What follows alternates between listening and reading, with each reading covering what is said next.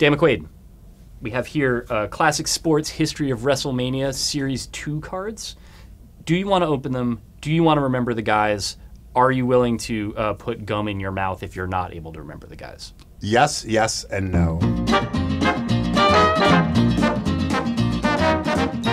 I'm not going to not remember any of these guys. Damn.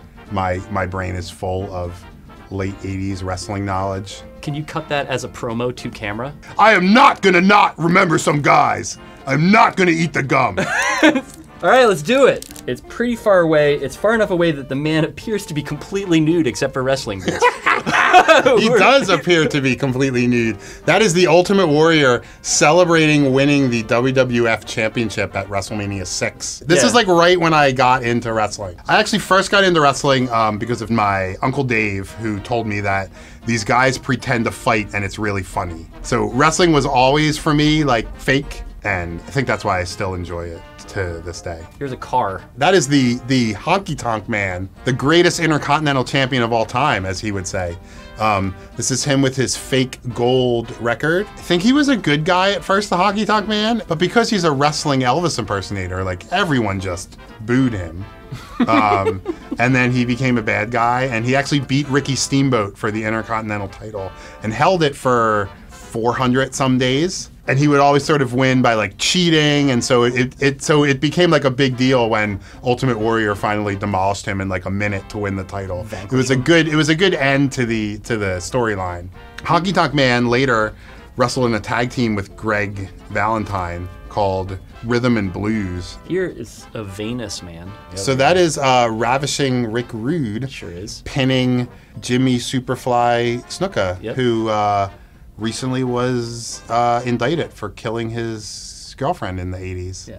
He was ruled not competent to stand at trial, and then he died. And since he's dead, I can say that he definitely did it. So this is basically what you were describing earlier. We got here Honky Tonk Men, but this is... Rhythm and Blues, this is the Honky Tonk Man and Greg the Hammer Valentine. I gotta say that neither one of these guys really looks terribly like Elvis, except for the hair. They both kind of look like the actor Michael Madsen, but if you like boiled him for a long time, like it just doesn't. Look at these guys. Oh, this is Axe and Smash Demolition. Axe, he didn't really do too much after Demolition, but Smash played a litany of insane characters. He played the Repo Man, who was a guy who would wear like a jacket with like pieces of tires on it, and he would sort of like sneak down to the ring, and in one memorable segment, he repossessed Macho Man Randy Savage's hat. However, the greatest gimmick of Smash came later. It was a gimmick that originally was going to be called Stuart Payne, but then Payne Stewart died. The golfer, yeah. So they had to change it, and he became Mr. Hole in One. And he was a golfer who wrestled.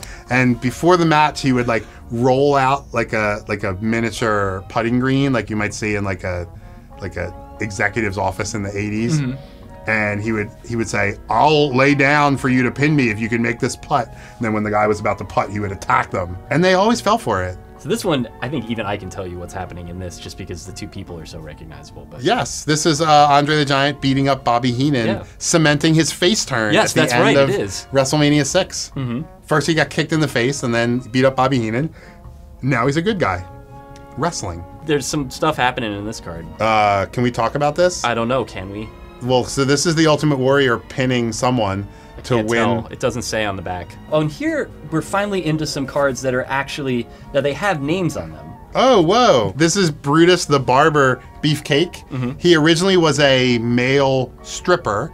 Then he had a feud with someone where he cut his hair, and his gimmick became that he was a barber instead. He later also became the Booty Man. Oh. And his finisher was the high knee. Why'd they call him the Booty Man, though? He was obsessed with his own ass. Oh, interesting. Cool. Well, let he who is without sin cast the first stone. I mean, I was going to become a wrestler, and then I learned that gimmick was already taken. And so I was like, well, that's what I want to do, so. This is an unusual photo. This is a very strange photo. So this is Shawn Michaels and Marty Jannetty, the Rockers. The Rockers were two of my favorite wrestlers when I was a kid. I always liked Marty better, but Shawn was the one who became a star, so.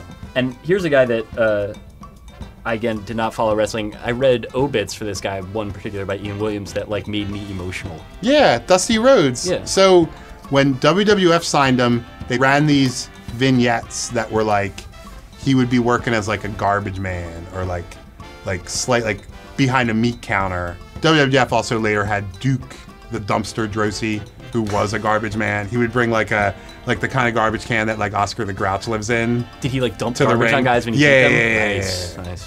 That's another good gimmick. That is another good Yeah. gimmick. What if you dump garbage on people, but you were also obsessed with your own ass? Ooh. Yeah, I think I can get into wrestling. There we go. now. I think we've done a lot of work here. You remembered all the guys. Are you I did. surprised? No, I'm not. My parents are gonna be so proud.